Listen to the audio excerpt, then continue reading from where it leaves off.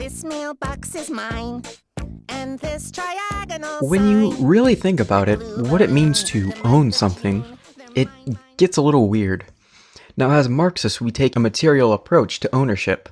Ownership is simply what society enforces. The social conventions of those which enforce the rules of society decide what ownership is.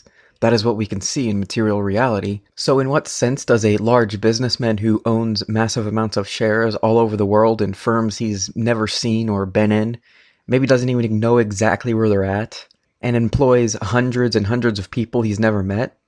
Well, he owns it because those who run society simply decide that he does. But those who hold ownership as something more than this ascribe a idealistic, mystical quality to it. There's something which connects him and his assets together until he dies. He could be anywhere around the world, on the International Space Station, and there is still something that makes his ownership valid. Now, investigation into what actually makes ownership valid will get us into numerous contradictions and absurdities. Now, let's say putting money into something entails valid ownership. Well, you can put money into something that's stolen, or money into training a slave. That doesn't validate its ownership. Maybe it's putting work into something. If you work something, then you own it. But how many millionaires really work their own business? One man doesn't do as much work as the collective workforce.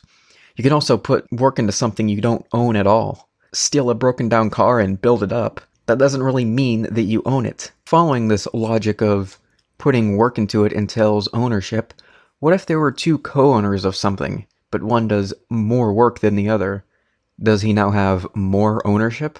Is ownership even something that can be divided? Can someone have less or more ownership over something? Perhaps it has something to do with voluntary consent. You own something if someone voluntarily gives it to you. Well, this assumes what it's trying to prove, since in order to voluntarily transfer ownership has to already be validated. This also creates problems about what it means for something to be voluntary and consensual. But this topic of voluntary consent gets us into the concept of theft. Specifically, it ties ownership to something's history. When does stolen property cease to become stolen property?